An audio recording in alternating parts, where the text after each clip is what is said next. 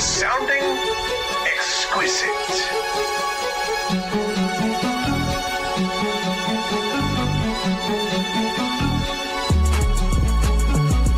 Oh shit, we back again. What's up, what's happening?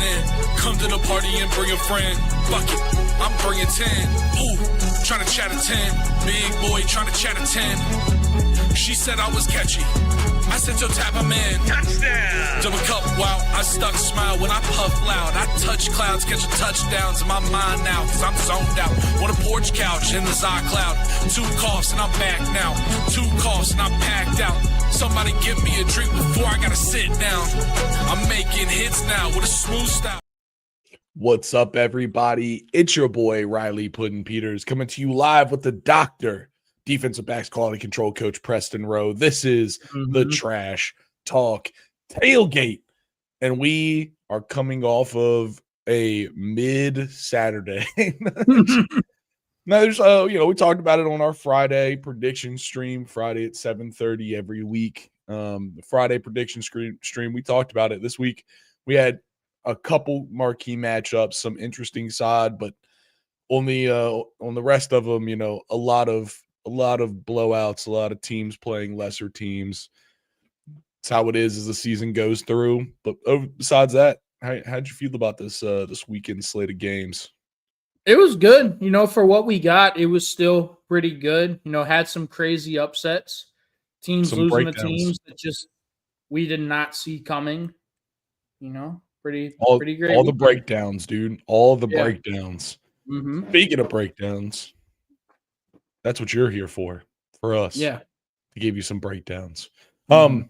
Yeah, like we said, Ohio State, they play Minnesota, put them in the fucking blender. Shit's crazy.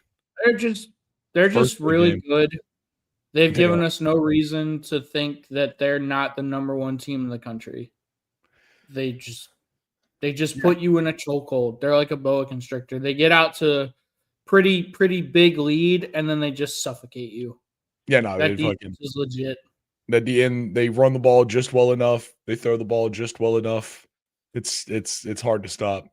But the first big game that we're gonna get to this past week's Trash Talk Tailgate game of the week, Mhm. Miami versus Florida State.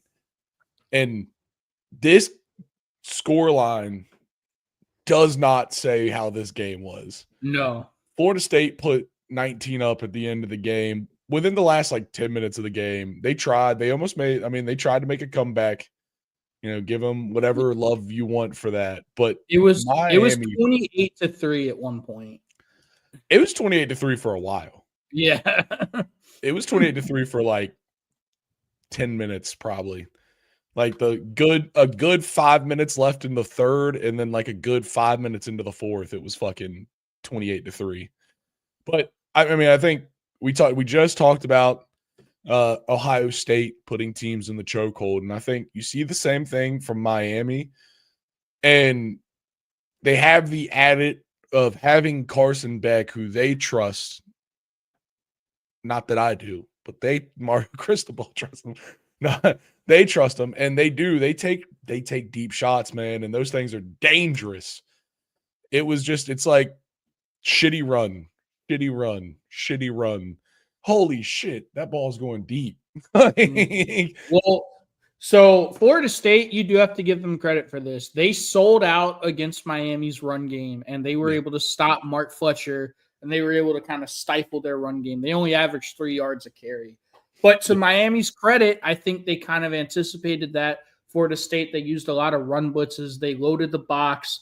They kept a relatively light secondary. A lot of guys, left on an island man-to-man with those Miami receivers. And Carson Beck did a great job of just hitting his guys in stride where they could run after the catch and make big plays. Or And throwing it deep enough where it didn't matter. Exactly. He was putting the ball on the money. Yeah. And Carson Beck played well, Yeah. I saw so Carson the first couple I think it was the first drive. Within the first drive, he took his 2 first big shots and he missed both of them. But both of them, the dude he was throwing to was wide. Dude was 3 steps behind them wide open. Mhm. And I was like, oh, this is going to be a bad game for Florida State. I was like, there's no way. Because like you said, and you could tell, Florida State was like, they are not going to run the ball. We know that Miami's got a great offensive line, and we can't get bullied like that. And they were right. I mean, they couldn't. Like, if they let them fucking run the ball down, this game, it probably wouldn't have been as high a score, but it would have been just as dominating, I think. So, I get it. But, dude, after the first one, I was like, oh, that one was close. And then the second one, it, like, hit the kid's fingertips and fell to the ground. He had to, like, dive out for it, like, hit his hand and fell down. I was like, that one was closer. And then the third one was a touchdown. It's like, okay, there it is. I mean, you've got wide receiver Malachi Toney, who scored 2 touchdowns. He's a fucking problem. He did the war chant into the camera twice. Yeah, he did. And CJ Daniels, too, man. CJ Daniels was nasty. Mm-hmm. And then Fletcher, dude, number 4, like their running back out of the backfield, he was the first or the second, one of the first 2 that I talked about missing close. It was like him on a fucking halfback seam out of the backfield, like straight down the middle. That was what missed. And I was like, oh, this one's gonna be weird. they're in a bad case. I was like, that's the running back, dog. And then they almost hit the running back on the deep throw. And then we talked about this going into the game, Riley. Miami, they hadn't played an offense like this Gus Malzahn, very spread option attack with Tommy Castellanos. He's a very athletic, mobile quarterback, but they stayed disciplined. They shut down Tommy Castellanos, and they forced him to throw the ball 45 times, which is not what Florida State wanted. Nah, dude, they did not. That is not what they wanted. Honestly, it seemed like their game plan wasn't ready for it. Like, they didn't have the fucking action in that play style. They really didn't, dude. They were lost. Like, it took them fucking 3 quarters, almost all of 4 quarters, to figure out how to put points on the board. Like, after a decent first drive, they came out, they drove it down. They didn't score a touchdown, but, they got real close and they felt good.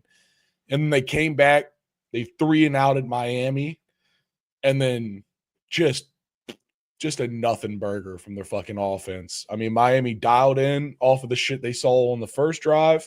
And like you said, they forced Castellanos to have to throw the shit out of it. And he threw the ball 45 times, but at least 10 of those were him throwing it out. He was in hell. He was in hell. He was. And you have to give Miami credit for that. We talked about it. If you force Florida State to play a straight up drop back game, you're going to have a bad time. They're going to have a They bad just time. Dominated the line of scrimmage. And Ruben Bain, he looked healthy. Yeah. He was back for them. It was not. It just felt like things got away from Florida State very quickly. And to their credit, they did. They kind of fought back. A lot of that was just Miami putting them on cruise control. You never really felt like Florida State was in this game until the very, very end. And even then, you're like, they need to get some onside kicks, and those onside kicks were terrible. Yeah.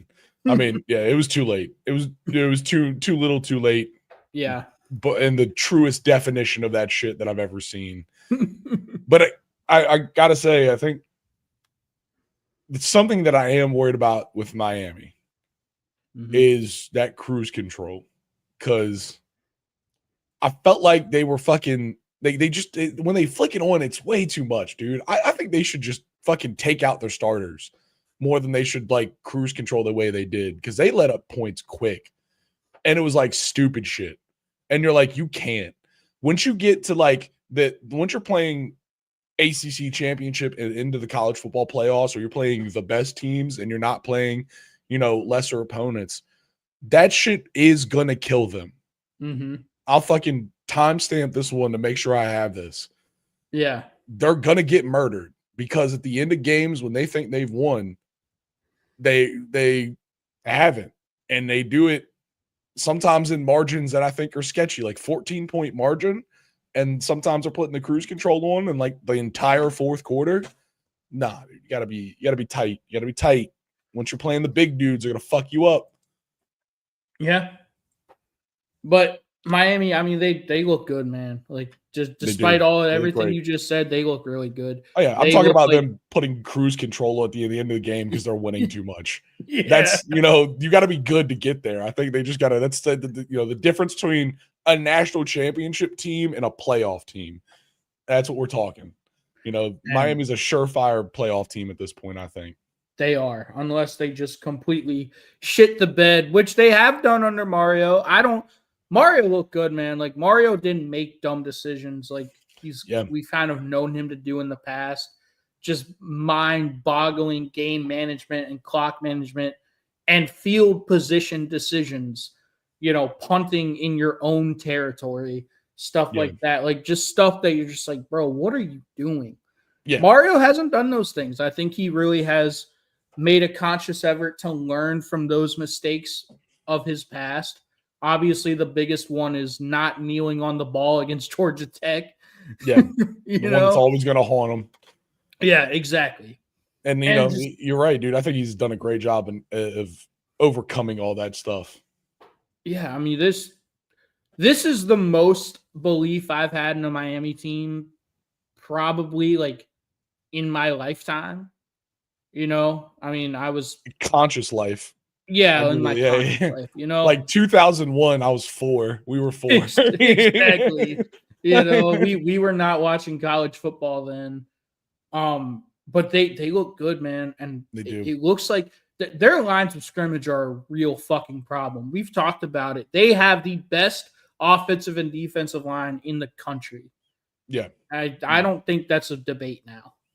Yeah, I mean, for sure, dude. That offensive line is and they, credit to them. Obviously, they didn't run the ball well, but overall, like, they did manage the blitz pretty well. Mm-hmm. I mean, they only gave up 1 sack. They, 5 tackles for a loss, but Florida State was selling out to stop the run. Selling out. And they were. Yeah. Yeah. I was gonna say, if you take that into account, like, that offensive line held up. Only 1 sack.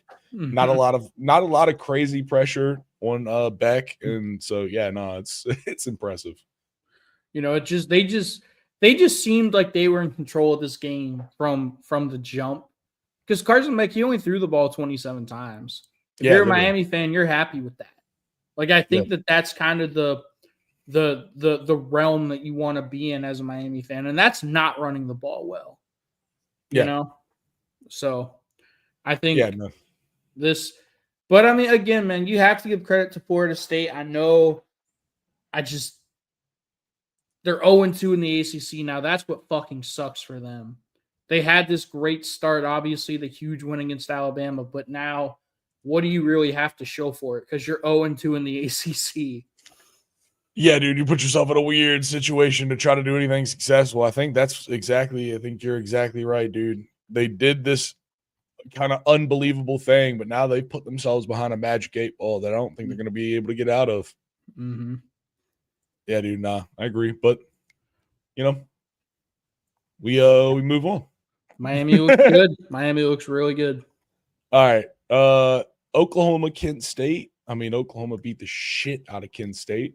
This was with their backup quarterback. John Mateer did not play. Yeah. Texas A&M, Mississippi State. Now, we kind of mentioned this one. Mm-hmm. I do want to touch on just because Mississippi State is a good team. I'm not even going to say it was a good team. Is a good team, I think. And I think this just kind of speaks to Texas A&M this year. Like, these kids are fucking playing. Like, so far, they're 5-0. Tyrion York, 10 total tackles. Shout out Jack Lee. Shout out Jack Lee. Cassius Howe had 3 sacks. I love the SEC. Yeah. The SEC giving single digits to pass rushers is like one of my favorite things, dude. That's like one of my favorite traditions that conference has started. Letting big dudes on the defensive line get single numbers like they're skill players is the best. It is. It's absolutely the best. Because you have to be a dog to earn that. Yeah, no, it's fucking. Yeah, I mean, it's you can't be trash and come in and be like, I want to be number 9. That's what Cassius Howe is, number 9. But he's like, I want to be number 9, and then you suck. They're gonna be like, give that. You can have 99. Honestly, not even that. You can have 62. Here's number 62. Turian York is going to be a name. There he Shout out is. Jack Lee. Yep, it is Mr. Lee. Shout Also- out Jack Lee. Also, shout out Jack Lee from saving me from an inactive Kyle Hamilton. That was fucking thank you, Jack Lee. But yeah, no, I didn't. Didn't want to say much about obviously 31-9 from Texas A&M is a fair enough butt kicking where there's really not much to say. They did the work they need to do, but it is crazy. It's crazy. It's a team that kind of walked its way up to being. I mean, as of right now, or as of yesterday, they were the number 6 team, but with the wins and some of the shakeups, we'll see what they are after this. They might be top 5. I think that's a top 5 team. Yes, sir. I do believe that's a top 5 team. And, yeah. I do want to shout someone out. Yep. Ruben Owens was a former 5-star running back. He's kind of had injuries all throughout his career, but he's right now, like, he is healthy and he is balling out. Like he is a huge factor in that Texas A&M 21 offense. for 142. Yeah. Didn't score a touchdown, but 6.8 average, dude. If your team is going to throw it, they also got 2 rushing touchdowns at work. Like, they gave 2 other guys like 2 touches and they each got a touchdown on. Like, fuck that, dude. Give the fucking dog the ball. If you got a dude that's putting up 142 on a team for a 6.8 average, you got to give him a touchdown at some point. But they can handle that in the locker room. Yeah, Casey Concepcion, obviously the NC State transfer who had a great job. He scored 2 touchdowns this game, 4 catches, 61 yards, and 2 touchdowns. That's a 50% tutty rate.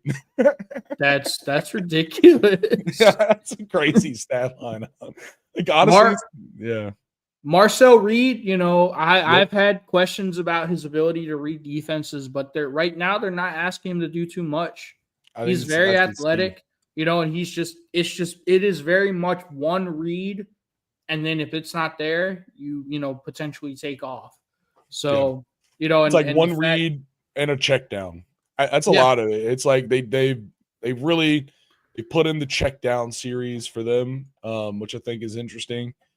But yeah, no, that's it, dude. One read. That's what you got, dude. You got one read. Honestly, because they've kind of they made him, I think, limit his scrambling this year. He is very athletic and he hasn't really been breaking the pocket. And the only thing that makes sense to me is that some coach has gotten in his ear about it. Yeah. So, but they only threw the ball 23 times. Like, and they seemed like they were in control of this game most of the game. Yeah. This is another team that's kind of just sneaky, just up there that you're not really talking about. Let's go look at their schedule. They play Florida at home next week. Florida just got that huge win over Texas. And then Arkansas. You've got Arkansas. They'll beat Arkansas. LSU in Death Valley, that'll be tough, but I think they could do it. Honestly, I gotta say Missouri. I think you gotta look at that. That's actually kind of a crazy stint because they go away Arkansas, away LSU, away Missouri. That's kind of a tough. That's kind of a tough road trip. Like you said, Arkansas, they're a lesser team. I mean, listen, we're still talking about the SEC, so be careful. But they're a lesser team. But dude, playing LSU in Death Valley, and then having to go to Missouri, who right now looks white hot. They got a couple games in between now and then that are sketchy. Alabama comes and plays. That's the game they got in between them. But as of right now, they look white hot. Potentially could be white hotter. You don't know. That's going to be a rough game. And then just to walk to have South Carolina and then Samford and Texas. That's such a crazy schedule, dude. And you have to go at Texas. Like, I know they're not great. Like we don't really know what's wrong with Texas. We'll talk about them in a little bit, but it's just, look, this is another team that they could be in the SEC championship game if everything goes their way. Yeah, they have a real chance, man. They're on a path. They can win out.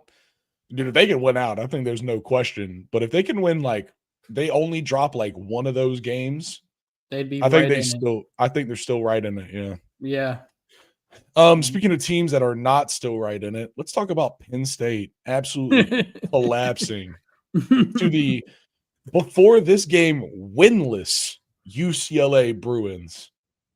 Man. You want to hear a fun fact about that, Riley?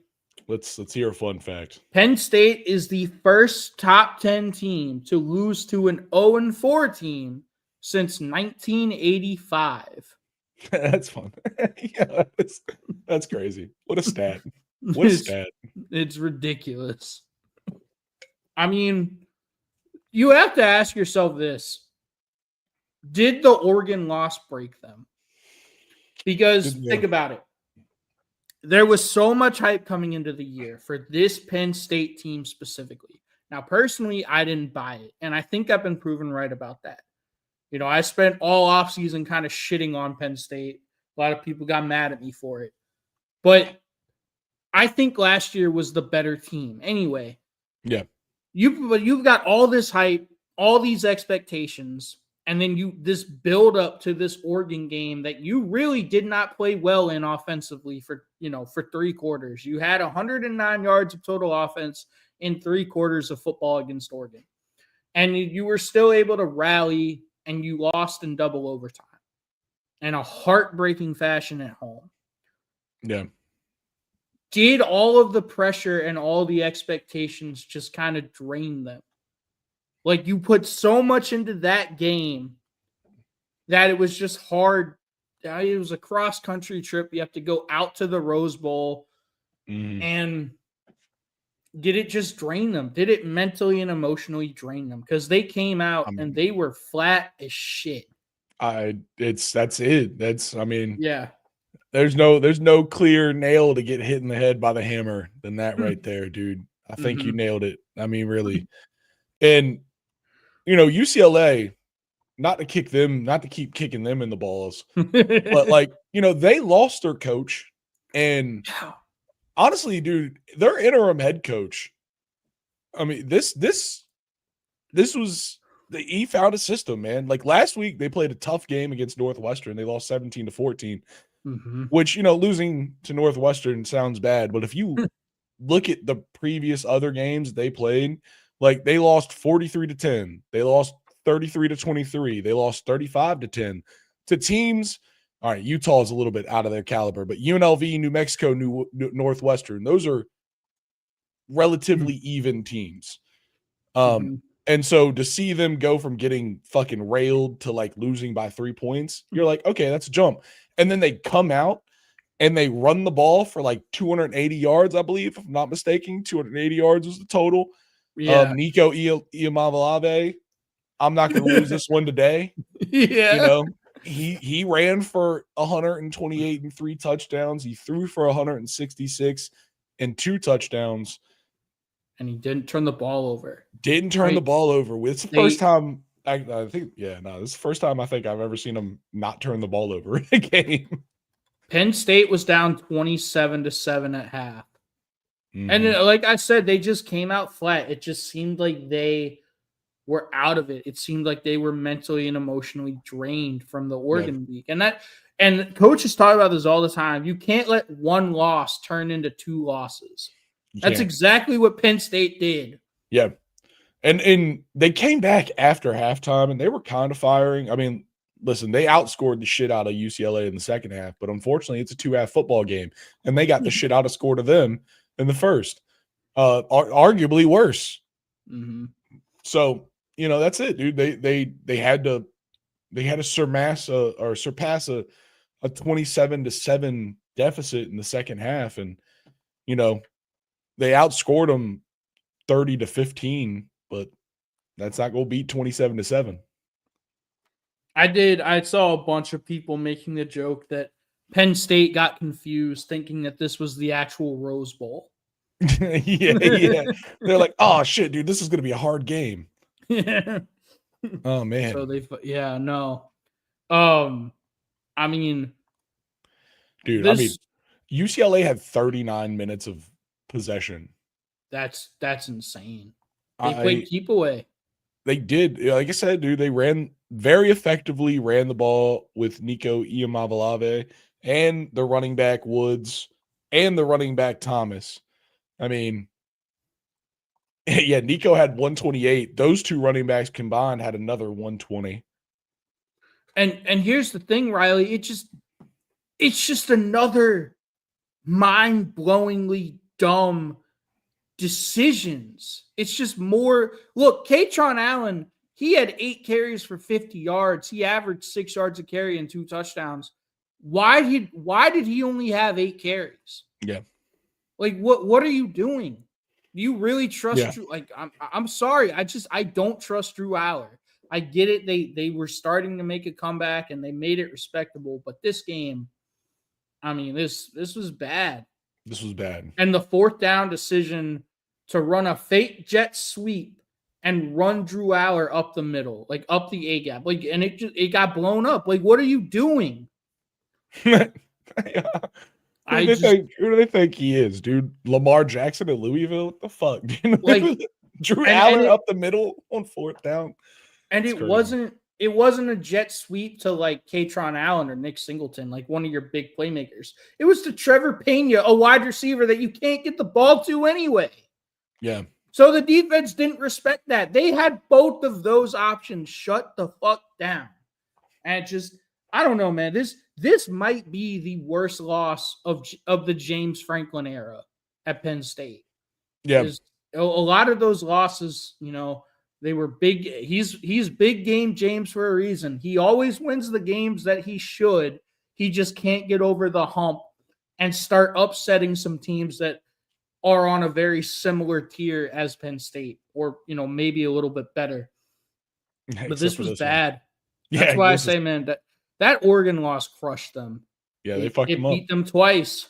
I mean, James Franklin even said it in a post-game conference. He was like, "Yeah, we put all of our energy into that game and we lost, and I can't let that happen, but I did." And I was like, "You're right. You can't let that happen. Fire." And now you come back home and you have to play the Northwestern team that just beat this UCLA team. That's actually kind of crazy. Wow. Yeah, no, that's interesting. I mean, look, man, they're gonna have 3 losses because they still have to go at Ohio State. Yeah, they might. I mean, they got a couple teams they got to play that I think they might lose to.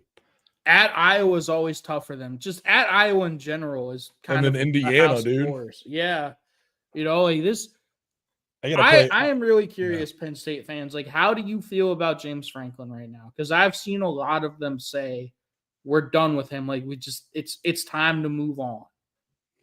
Yeah, I mean, the performances that he's put up in the past 2 weeks now, the loss to Oregon where they looked like they were a high school football team playing, and then this loss to UCLA, which, once again, no, I don't want to throw shade on UCLA, but that was an 0-4 team that you just lost 42-37. That's too many points. They fired their coach, and their offensive coordinator quit in the last 2 weeks. Yep. Like, and it was a brand new offense that they were running, and Penn State looked like they had never seen it before. Yeah, and it wasn't that crazy. I mean, they were running the ball with the quarterback. Like you haven't seen that? You haven't seen that, Penn State? You haven't seen a little quarterback run? I know it's hard to stop, but Jesus Christ. Yeah. All right. No. I mean, I think you're right, though, dude. James Franklin, hot seat. That seat is glowing red, burning hot, I think. Just based on all the expectations, and you might finish with 3 or more losses. I think that's a guarantee at this point, because what gives you confidence that they're going to beat Ohio State in Columbus? Yeah. Like, nothing. Yeah. The only thing that gives me confidence is my own hope that it would be hilarious that Ohio State lost to Penn State. That's my only confidence. Do you know what I'm really excited for, though, Riley? What are you excited for? All the NFL, quote unquote, draft experts came into this year saying, oh, this is the best group of quarterbacks we've seen in a long time. Drew Aller, Cade Klubnik, potentially Arch Manning, Garrett Nussmeier, Lenore Sellers, and all of them haven't really looked that great. Yeah. Not to the expectations. So you know what I'm really excited for? What?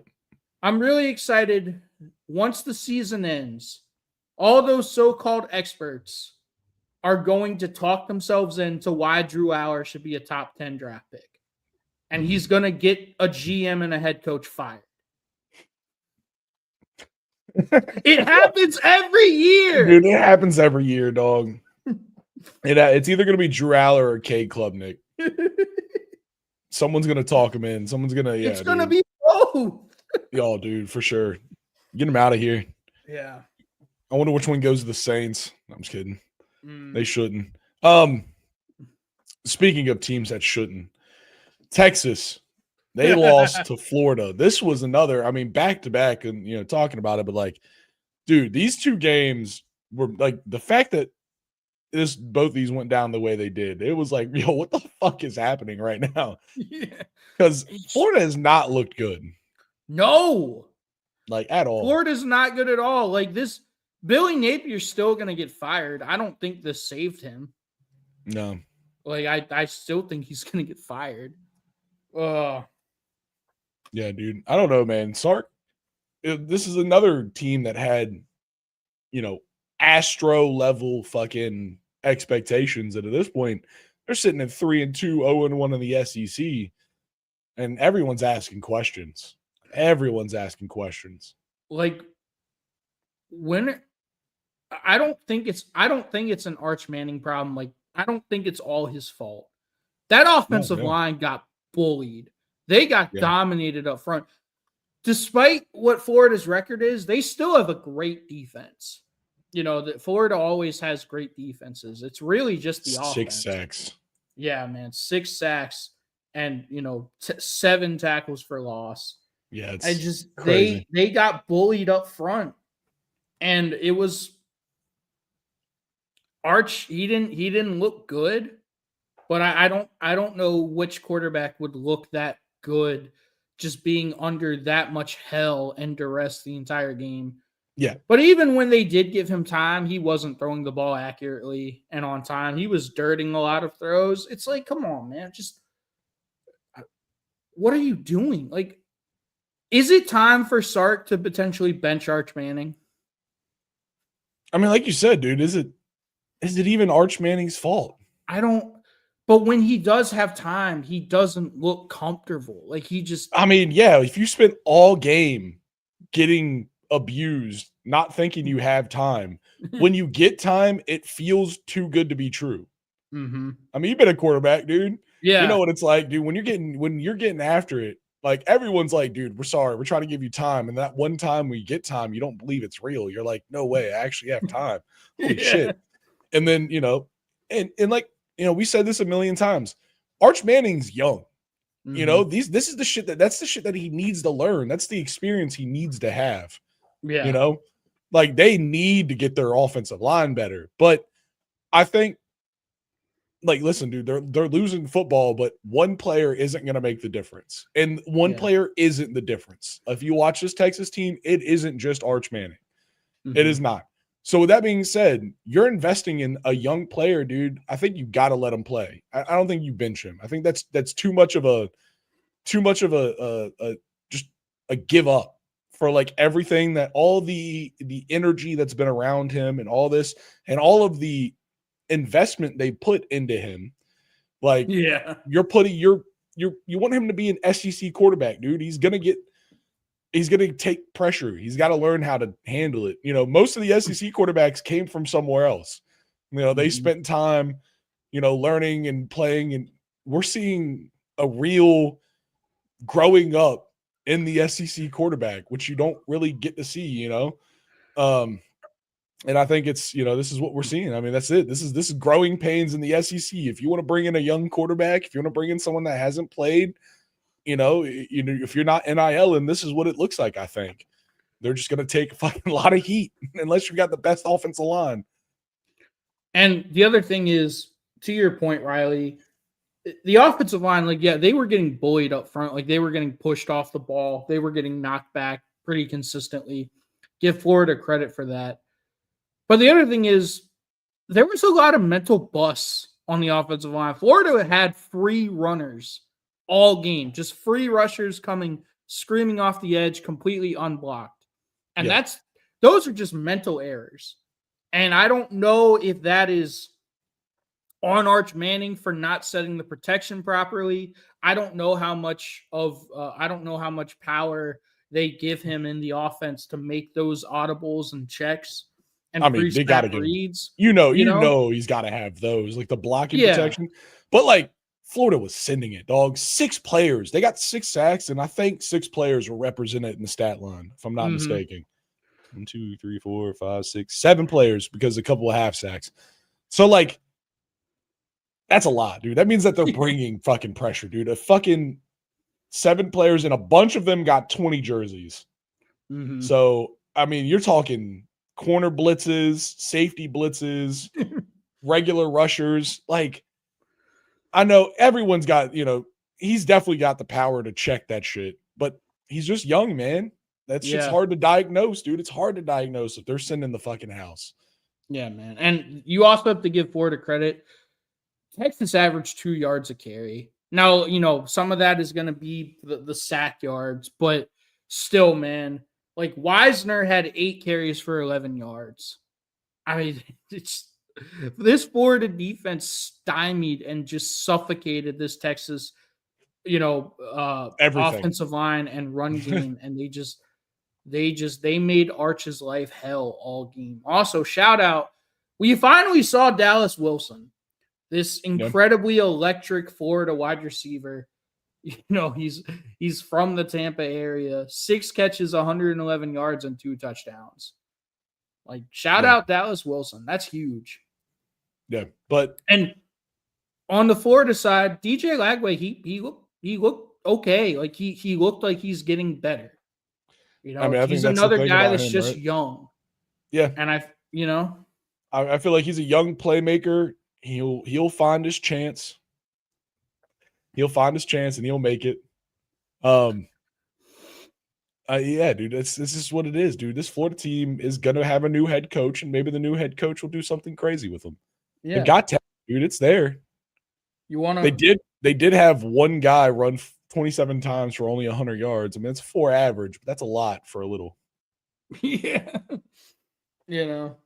All right, So Riley, before we move on, you want to hear some fun Texas stats? Give them to me. So first of all, I think Texas kind of proved that they're a fraud. They're not a legit.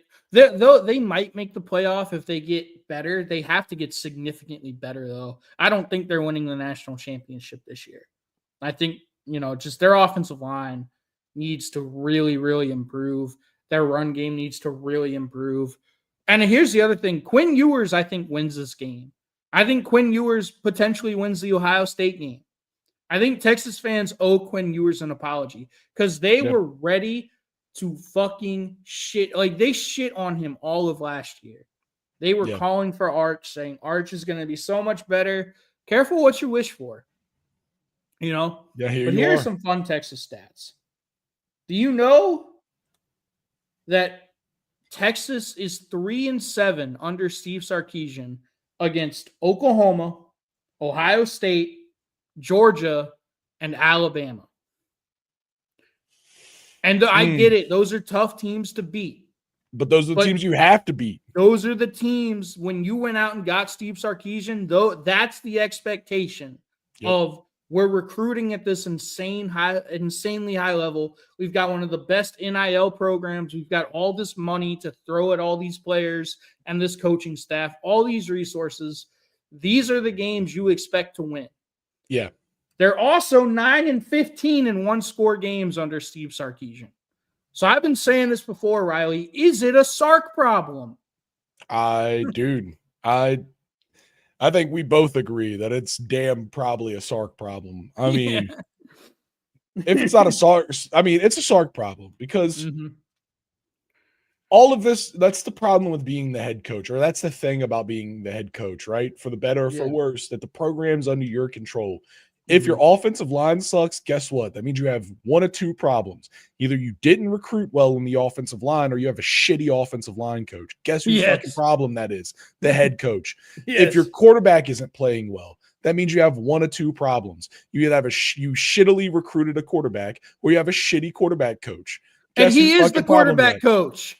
There you go. And guess who the problem is? The head coach. It's like, and if your defense is fucking getting exposed, and that means you either shittily recruited on defense or your defensive coordinator and your position coaches are having a bad time. Guess whose fucking fault that is? The head coach. Yep. So, yeah, at the end of the day, all of the problems that we're seeing are Sark problems. They are. Like, this is him. Yes. This is his fucking ship. It Dude, is. there's no one else you can blame. You're sitting No. at fucking 3-2, and it's only because of you. Mm-hmm. Like, that rhyme. Damn, that was hot. Yeah, no. But, dude, Sark, like, it is a Sark problem. Whatever we're seeing from this team is a Sark problem. Yes. And I think this year, you know, he escaped last year because the public gave him the scapegoat of wanting, you know, always being like, Arch Manning's right there. Don't worry, guys. You know, that saved Sark last year, dude. They played great and, you know, they got the SEC championship and all this, but they lost all these big games.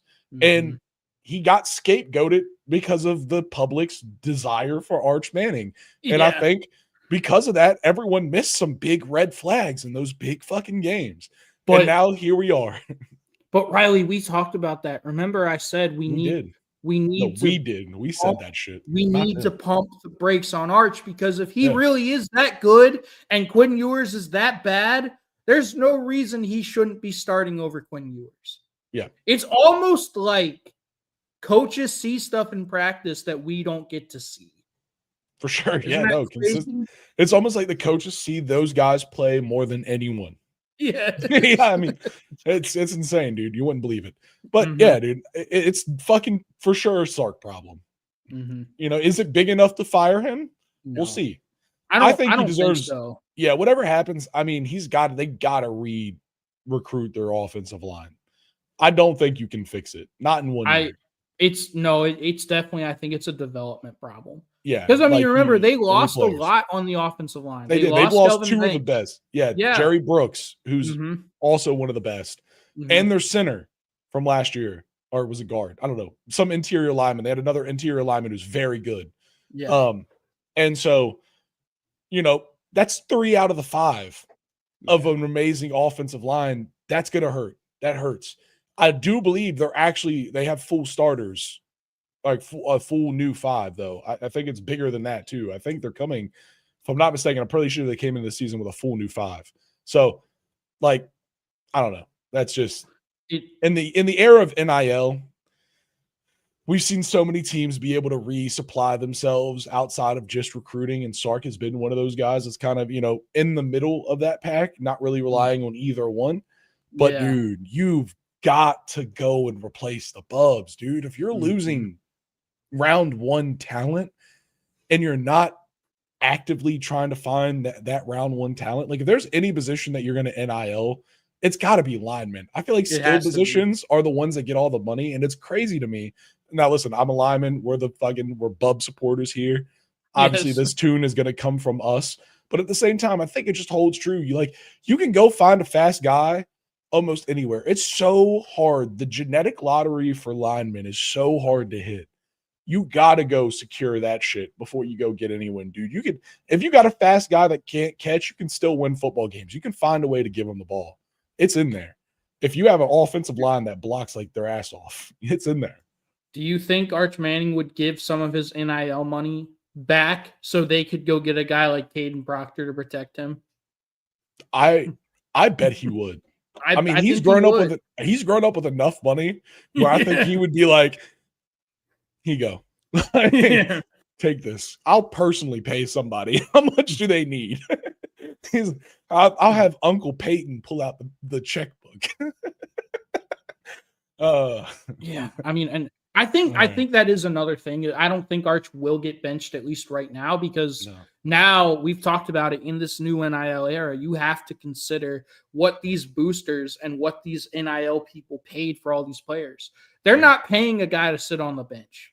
No, you know, like, so you have to take that into consideration, which is it is very similar to an NFL model now. You know, I've heard horror stories just, you know, growing up in the profession and being in it of NFL coaches who wanted to bench certain players because they weren't good anymore, but the owner's like, no, I'm paying this guy this amount of money. You're not going to fucking bench him. Yeah. But the coaches were like, no, he fucking sucks now. Like, we didn't pay him. You did. Like, you made that decision. Yeah, I didn't make that choice. Yeah, that's a brand new head coach. It's the brand new NFL head coach experience. All right. Yeah. We got to move on though. Yeah. Let's, Just one more thing, Riley. All right, one more thing. So this is gonna hurt you as a Clemson fan, but it's not just a Clemson stat. Okay. Clemson, Texas, and Penn State, all 3 preseason top 10 teams.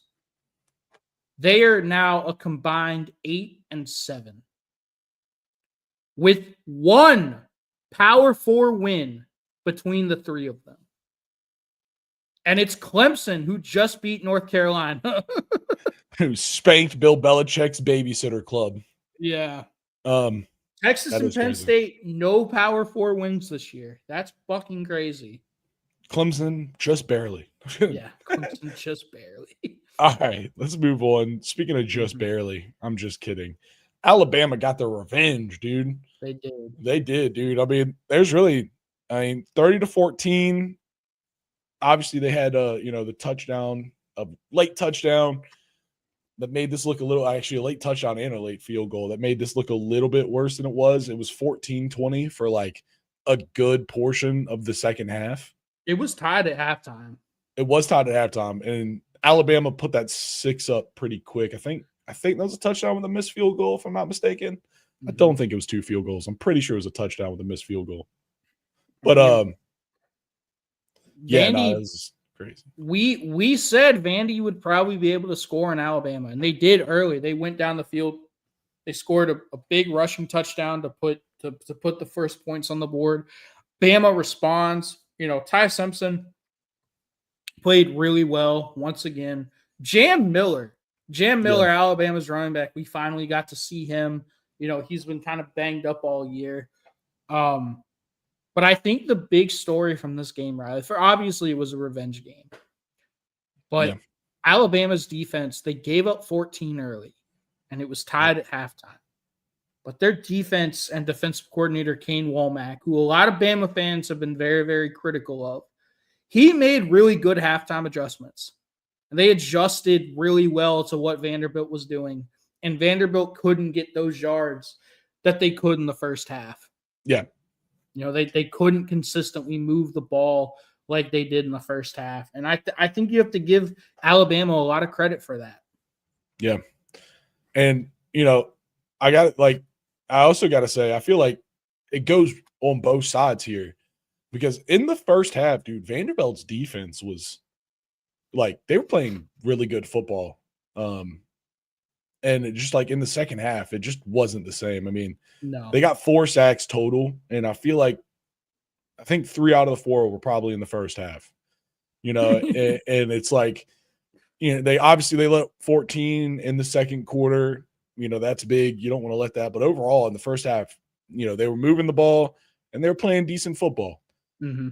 And it just felt like in the second half, it was completely different, dude. It was everything was different. Their offense couldn't move. Their defense couldn't stop shit. They were swimming. They were swimming, and they didn't have any ground to touch. It's almost like Kalen DeBoer is a really good football coach. Yeah, dude. When he's playing Vanderbilt, he's an amazing coach. And when he plays Georgia. Yeah, you're right. If he's in the SEC, the dude's a dog. Just don't catch him on an ACC team. You don't have good luck. No. But, Diego Pavia tried. I think they keyed in on that motherfucker like crazy, as we expected. If you've watched anything from Vanderbilt, you know what they're going to try to do. And I think Vanderbilt did a good job of trying to mix in their running back, but, they just didn't do it enough, at the end of the game. Well, the other thing is, Riley, you talked about this, about how Vandy couldn't get stops. They couldn't get the ball back in the second half. Look at Alabama's time of possession. They had 37 minutes of time of possession. Alabama knew what this was. They knew the best defense of Diego Pavia is to keep his ass off the field, and that's what they did. Yeah, dude. No, that's crazy. Fucking ridiculous. Yeah. And this was, a relatively clean game. Out of Alabama. They only had 3 penalties total. That's very good. They've been very undisciplined this season. I think they've had some crazy flag totals on them. So it's good to see Kalen DeBoer get that dialed in because that's what makes Alabama different, dude. And the Nick Saban era, that was the difference maker. It was the discipline, dude. Just the raw.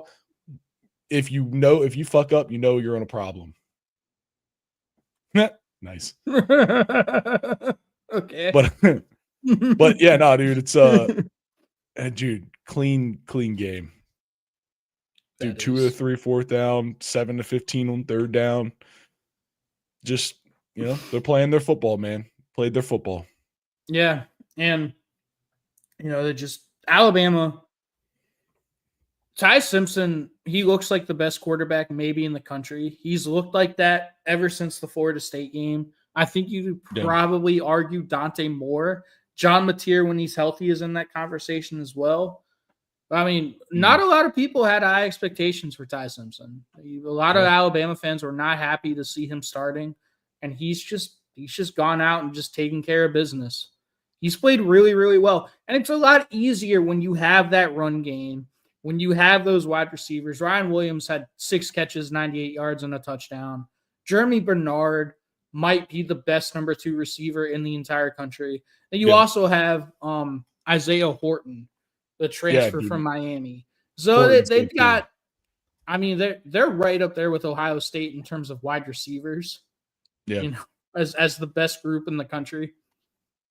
It's a good team. Good team. Great team. And I mean, look, man, I feel way better about this team than I did when they lost against Florida State. They've just gotten better. Yeah. And they have a tough game next week at Missouri. That'll be a top 15 game, matchup at Missouri. That'll be tough for them, but they can win that game. Oh yeah. I could easily see this team winning the SEC. Yeah, they're in line, man. I mean, obviously they beat Georgia. I'd love to see a rematch of those two. I mean, I think, if we could just run that back like 5 times a year, I think that'd be sick. But yeah, dude, I think Alabama, the tide is rolling right now, and no one expected it to, and that's because they overreact. Crazy, man. Speaking of overreactions, dude, Texas Tech is going to win the national championship. But Texas Tech, they did defeat the Houston Cougars 35-11.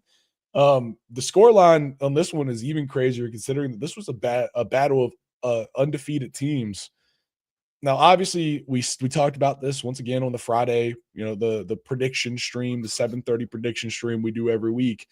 This is a battle of undefeateds, but I think Texas Tech, it just looked like they were a better team. They played better teams coming into this. I think the joke I made is that they had both played Oregon State, and Houston barely beat them, and Texas kind of blew them out. Texas Tech kind of blew them out. Yeah. But, I didn't expect this kind of a whooping out of them, but, dude, they delivered it.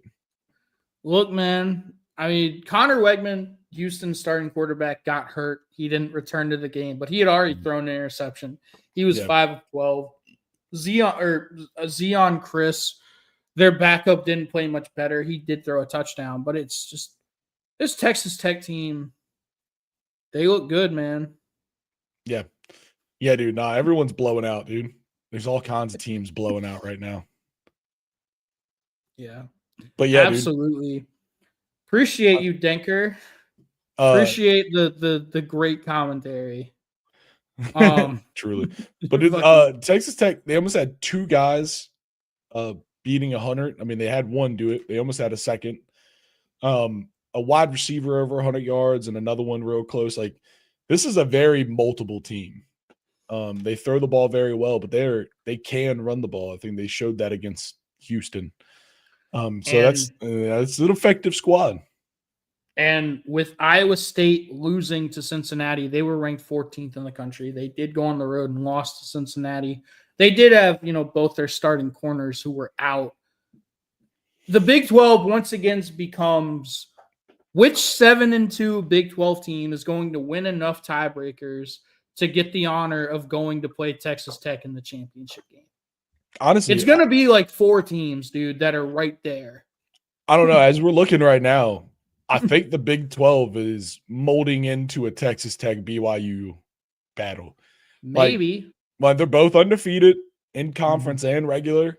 At this point, they're both kind of, I mean, we skipped over towards the beginning of this, but BYU fucking, they put another break beating on fucking West Virginia.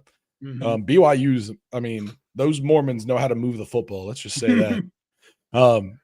And I mean, barring some crazy for unforeseen circumstance, I mean, Arizona State's right there. They're 4-1, but they're 2-0 in the conference.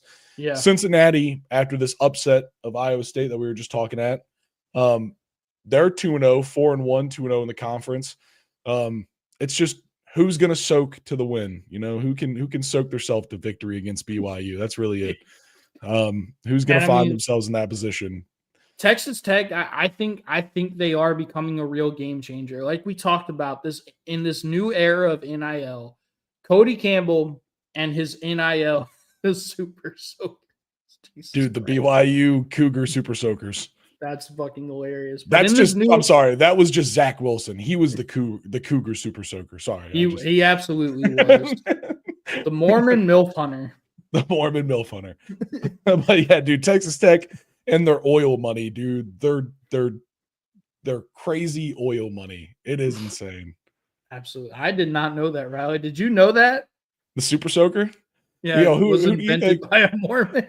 Who else do you think would try to make something so fun? They can't do anything else except for have fun with children's toys. That's true. And children. Anyways. This is true.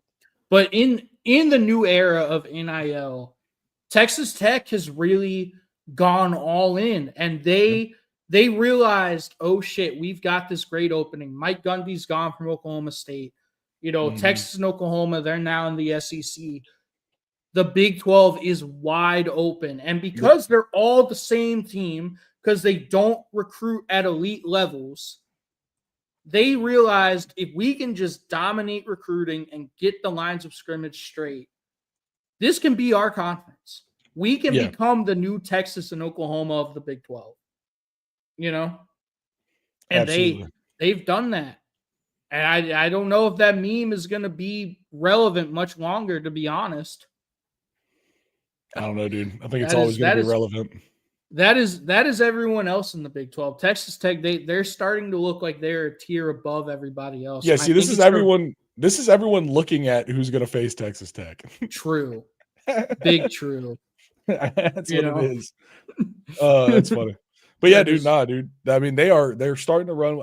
I think, I think BYU and Texas Tech have proven themselves consistent. I don't think either one's going to finish like undefeated. At some point, they're going to drop some games. I can only guess.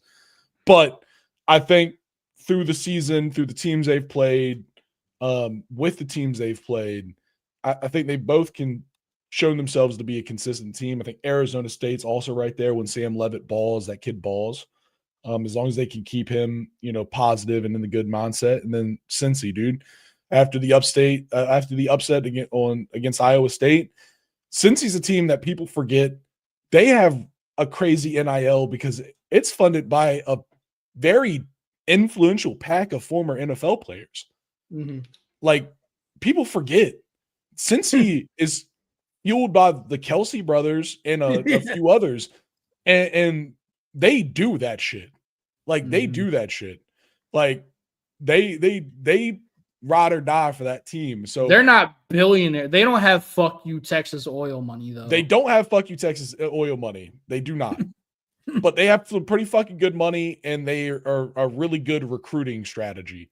Yeah. But yeah, dude, like those four teams through 5 games, I think are kind of showing themselves to be outliers for that. I mean, besides that, everyone else is close, but it's the Big 12, dude. They're just going to punch each other in the face until the last one's standing. All right. Riley, because we've got conservative Denker in here, which we really appreciate it, man. You want to go ahead and throw up the schedule? And if you haven't already, man, if you enjoy this, please like, comment, and subscribe. We really It's the Trash Talk Tailgate. Come along and join the tailgate. I just love hitting that one.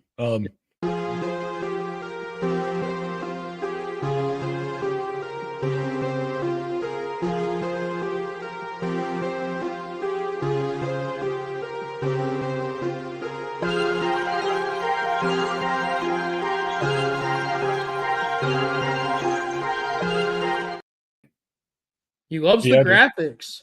I do. I love the graphics. I spent so much time making them. I got to show them off. Banker loves them too, man. Yeah, dude. But going through, I mean, the next, Georgia beating Kentucky. I don't think we had any questions about that. Yeah, dude. Burner account, you're so right, dude. They really were. Texas is back, dude. It was crazy. Texas is back. Arch Manning's the truth. That's all it was, dude, all summer long. All summer long. By the way, dude. Burner account, that is a fantastic name. I respect the hell out of that. The glaze was ridiculous, and it still is. Yeah, no, dude, it's crazy. Yes. We ripped Sark. Go back and listen to it. We ripped Sark. We had a good time. Arch Manning was the #1 preseason Heisman Trophy favorite. The dude played 3 games against UTSA. Yeah. What the fuck are we doing? Yeah, no, it's crazy. Speaking of what are we doing, dude, the Wildcats, they shouldn't probably not have came and played football. I don't know. Nah. But Georgia, dude. Georgia. As long as they don't have to play Alabama, Georgia's the best team in the country. I mean, that's fuck it. What's up? Like they could take shots. Dude, Kirby Smart cannot. He is terrified of the Tide, apparently. Like when he is coaching against Alabama, he is not the same coach. But besides that, dude, they are a great team. We all thought it was a Nick Saban problem. Nope, it was just an Alabama problem. Yeah, it's just the stadium in general. I don't know, something like that. It's the people, it's the color crimson. It just shuts them down. Whatever it is, dude, it fucks them up. It's like Ryan Day in Michigan. You know, dude, so true. Yeah, dude, Ryan Day over there. Oh yeah, dude, he can't beat Michigan worth of shit. They're so much better. Honestly, bro, like if you're one of these lower level teams and you've got to play either Michigan or Ohio State, you just come out in a quote unquote alternate uniform that's just like a Michigan or an Alabama uniform. Yeah, dude, for sure. Ryan Day, he's gonna shit his pants on the sideline. Yo, I'd hate to see Ryan Day play Delaware. Exactly. Ryan Day plays Delaware, gets confused, they lose. Like, fuck, dude, how did we lose to Delaware? He's like, wait, that wasn't Michigan? Yeah. Son of a bitch. But yeah, dude. There really isn't much to say. I mean, Georgia Bro, can you imagine Kirby Smart against Hampton Sydney? Oh, dude. Yeah. Just, oh my God. Oh, no, gray would throw them off. It's not white. We have gray instead of white. If we came out in alternates that were white instead of gray, dude, they'd be fucked. Yeah, they'd be fucked. Dude, Kirby Smart loses to a D3. What the fuck are you doing? Oh, that wasn't Alabama? It's like, dude, that wasn't Bama? Shit. Could have played way better.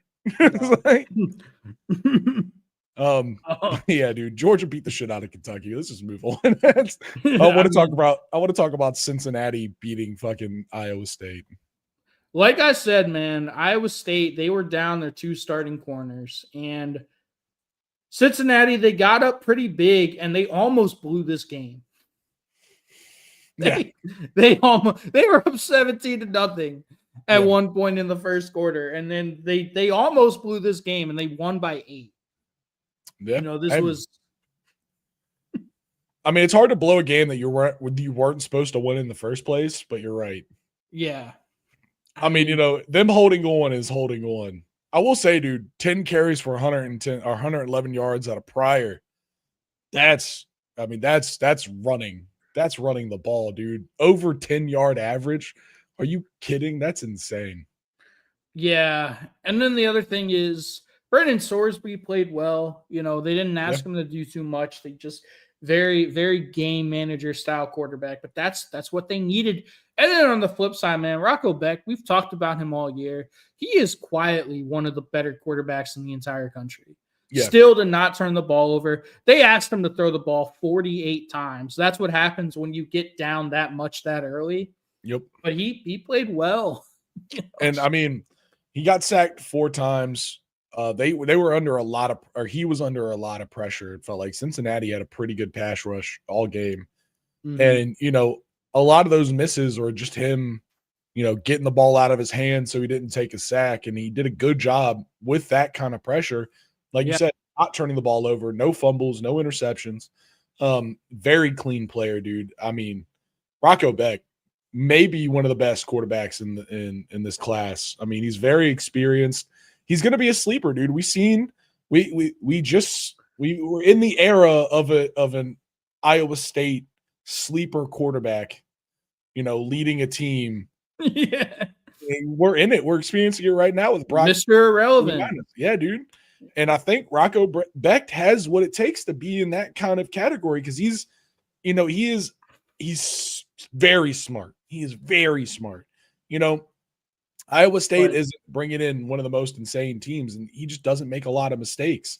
But Riley, obviously he can't be a good NFL quarterback because we from Iowa all State. know to be a good NFL quarterback, you have to be 6'5", 220 pounds, and you have to be able to throw the ball 80 fucking yards. Yeah. Which is why Drew Aller is going to be a top 10 draft pick. Yep. Which is why Anthony Richardson was a top 5 draft pick. Yeah, no, dude, it's insane. You gotta be from fucking Alabama or somewhere like that, dude. You gotta be a top player from a top school, or you're just not fucking. You're not a quarterback. It's insane. Can't do it. You're not a quarterback. Yeah. Never mind the fact that he's very accurate. He makes good decisions and he's on time and on target with a clean pocket and with a dirty pocket. Yep. Never mind all of that. He can't be an NFL starter. Never mind all of that, plus the fact that he can escape the pocket and just straight up QB run it, off of a play design and get yards and score touchdowns. Let's all forget that. Let's forget that this kid's got talent, man. He's in Iowa State out there in the fucking cornfields with some corn-fed big boys playing goddamn football. Damn, they did just lose to Cincinnati, but you're going to get upset, man. No one in the modern NCAA goes undefeated, dude. It's hard. It's hard as shit. I don't think it'll be done. Yeah, especially you'll get now, like one team a year. You've got to play potentially 17 games now to win a national championship.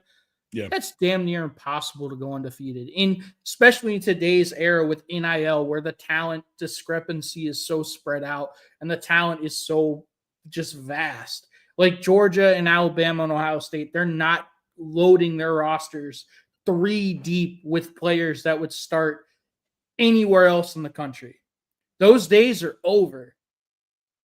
Teams don't have good depth anymore because of NIL. Jesus. Dinker, I bet it smelled like Fritos. Anyways. Oh my God. Yeah, dude. Nah. So you're right, dude. The NIL is changed the way all of this stuff has worked. And now we're in a situation where we get teams, we get surprises. We've always got surprises out of college football, but now there's, athletes are playing their ass off everywhere to try to go play Alabama. If you show out for fucking Northwestern, you got a chance to go, get a check at fucking Alabama next year, shit like that. So you get teams that are, traditionally lesser, that got a bunch of players that are, you're the right kind of hungry, right kind of mindset. They're out there playing. Yeah. So speaking of playing, Riley, do we, I don't want to talk about it. I don't want to talk about this game. Oh God. You can talk about this game. Which one? The UVA game. Oh, that one? All right. You know what? Before we get there, there's a bunch of mid games to walk through. So Michigan beat Wisconsin 24-10. They look good. They played good. They look good. Notre Dame beat Boise State 28-7. Once again, Boise State's quarterback threw 4 picks. Okay. That shit was crazy. It's crazy what happens when you get Jeremiah Love the football. Yeah, it is. The first 2 weeks of the season, the 2 games they lost, they just refused to get him the football. Yep. It was dumb. Just fucking dumb.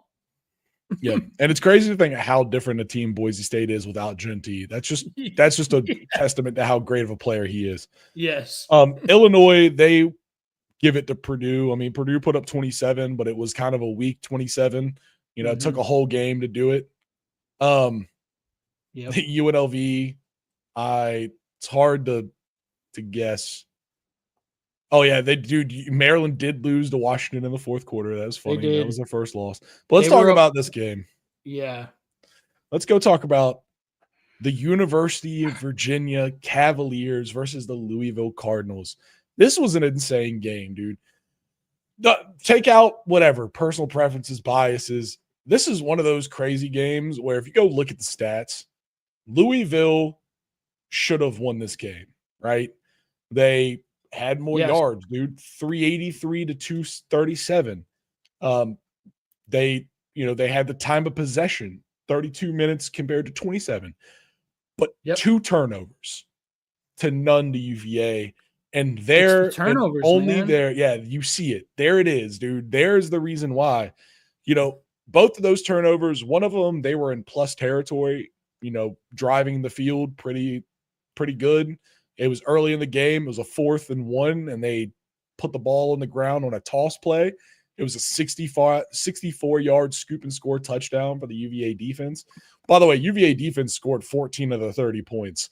So, when your defense is scoring that many points, of course, that means that your offense didn't even get to touch the field, dude. Of course, they're gonna out-possession you, out-yard you, dude. You got two touchdowns, 2 possessions that were, for lack of better terms, taken away from the offense in the best way possible.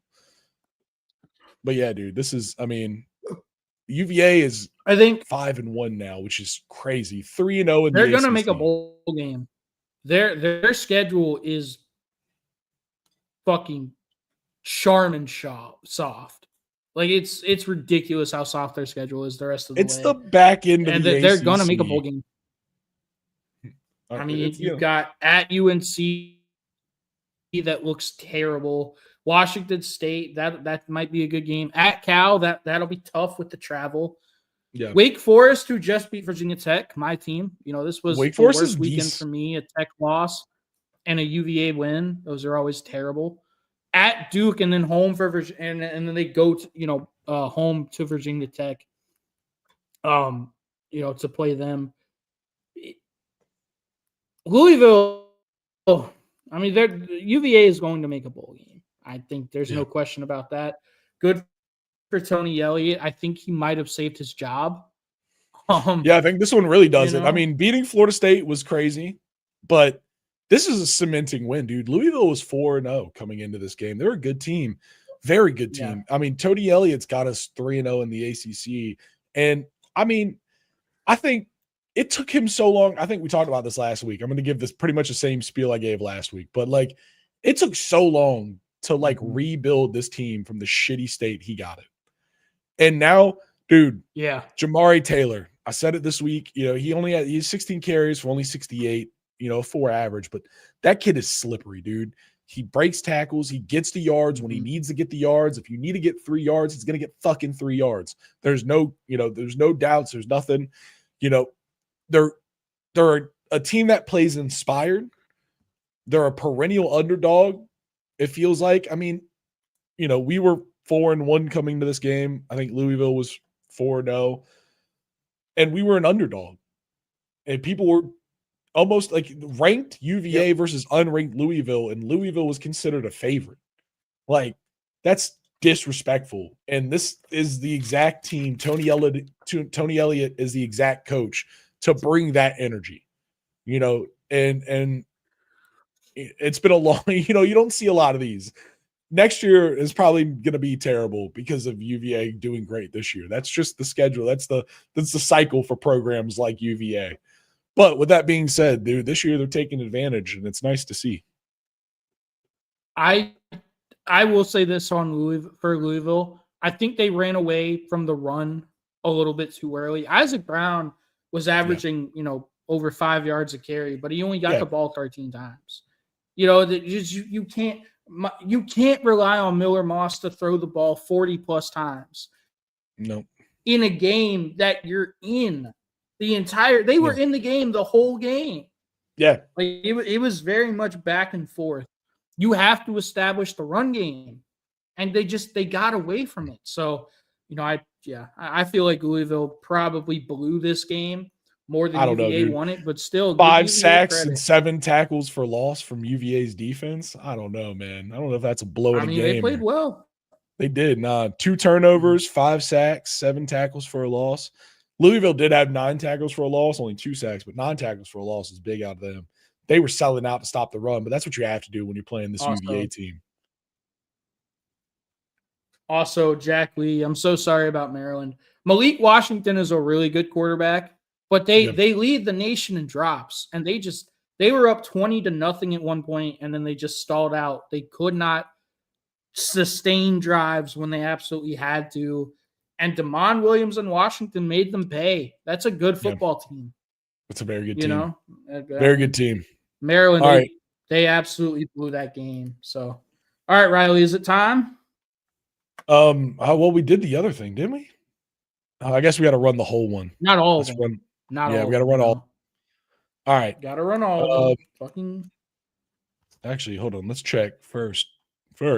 Vikings beat the Browns. Hot. 21-17. London game. Yeah. Dude, more graphics. Don't tell me. More graphics. He wants more graphics, Riley. You know what? I got one. This is a dumb version of this or that. We're just picking teams. I need to make a graphic for this section. He's right. We do. Yeah, we do need to make a graphic for this. Raiders at Colts. I'm going to go Dog. They've been too consistent. I don't trust the Colts, man. I don't either, but goddamn it, they're fucking against the Raiders. If Geno doesn't turn the ball over, if Geno can just stop turning the ball over, you gotta quit. You gotta forget that thought, Preston. You can't say that sentence. Give me the Raiders, man. I just do not trust the Colts. Give me the Raiders. Giants and Saints. Do I have to pick this? I'm going Colts. I went Colts. Giants at Saints. Do I have to pick this game? Yes. Fuck. You're gonna go with the Giants. Am I gonna go with the Giants? Yeah, I'm gonna go with the Giants. Fuck it. Jackson Dart, Cam Scatterboo, the defensive line. I'll go with the Giants. I know. I'm tempted to go with the Giants. I think the Giants have the better lines of scrimmage, especially on defense. Yeah. The better quarterback with Jackson Dart. Conservative Denker's asking the real questions, though. Dude, can he pick his small hands? Yeah, dude. As much as I love Spencer Rattler, I just don't think the Saints are a very good team. He's been playing really well, though. I think the Giants squeak out a win. It is in the Superdome, though, but still, I still think the Giants get this win. Cowboys at Jets. This is another game I don't want to pick. I literally don't want to pick either one of these teams to win. Look, man, I might be crazy for this. Yeah. The Cowboys have played well. Dak Prescott's played really, really well, but the Jets have been so close too. They've lost some heartbreakers. And it's like Aaron Glenn said, they need to learn how to not lose before they learn how to win. They've given some of these games away. With that being said, I think I'm still going to pick the Cowboys. No, fuck it. I'll have fun. I'll pick the Jets. Okay, the Cowboys. Cool. I refuse. Broncos at Eagles. This was one of the games that we picked. Who did I pick? We both picked the Broncos. Did we pick the Broncos? Thank God. Yeah, I have it. Yeah, we both picked the Broncos. All right. Yep. Dolphins at Panthers. Do I have to pick it? Dog. I don't want to pick it. This sucks. I'm picking the Panthers. Fucking terrible. Picking the fucking Panthers. God damn it. It's in Bank of America. If it's in Bank of America, they're 1-0 at home. God damn it, I'm picking the Panthers. I'm picking the Dolphins. Dog, these games are fucking terrible. Texans at Ravens. Ravens without Lamar. Cooper Rush getting the start for this game. I'm going to take the Texans. I don't know, man. Actually, no. Did we pick this one? I'm taking the Ravens. Derrick Henry. We talked about No, we didn't pick this one. I'm taking the Ravens. We did talk about it, though. I'm taking the Ravens. It was a Derrick Henry game. It is a Derrick Henry game. It better be a fucking Derrick Henry game. If it's not, fire Harbaugh. I don't care what he's done. Dinker. Oh, my God. I got it on my computer, Dinker. Don't worry. Give me the Cardinals. Cardinals. The Titans. As Cam Ward said, keep it a buck, we ass. They asked, bro. Yeah, I'm going with you, dude. The Cardinals. Yep. Buccaneers at Seahawks. This is a great game. We This one's both gonna picked be this game. We both picked the Bucks. Yeah, the Buccaneers, dude. I agree, man. I think this is gonna be a good game, but I'm gonna take the Bucks on that one as well. Yep. The Lions at the Bengals. The Lions might score 50, and the Bengals, I don't Sick. think score a touchdown. I'm Like going with this the shit Lions is as well. ridiculous. Yeah, This game should have been a banger if the Bengals just knew how to protect Joe Burrow. this game should have been a Bengal. Anyways, Commanders at Chargers. I think we picked this one. Did we pick these I ones? picked the Chargers. You picked the Commanders. Yeah, and I mean, obviously, that's how it's going to go. But that's going to be a great game. I have high hopes for that game. And if you're wondering where we pick these games, you need Our to tune Friday? Yeah, Friday 7:30 prediction Mhm. stream every week. Friday 7:30 Eastern Time prediction stream. Yep. Patriots at Bills. I think we at least talked about it. I'm going Bills. I mean, it's Yeah. in Highmark. I'm also going Bills. 70 degrees in October. People are going to be wearing shorts and cutoff shirts. Yep. It's going to be people are going through the tables in shorts. Yes. And that's what I was looking for. Monday, Chiefs versus Jaguars. We did pick this game. I'm Yeah, I going did. Chiefs, man. I take the Jaguars, dude. I think this is going to be a Travis Etienne Jr. Game. He's been very good this season. He's been lackluster his entire career up to this point. Obviously, his entire first year, he was injured. Mm-hmm. But he's been lackluster. And now we're starting to see him explode on the scene, big runs, catching out of the backfield. I don't know, man. I haven't seen a lot out of the Chiefs defense, like their run defense more specifically. Yeah. I don't know, man. I think it's a bad Still the Chiefs. I don't think the Chiefs lose a game like this. Yeah. I don't think they do.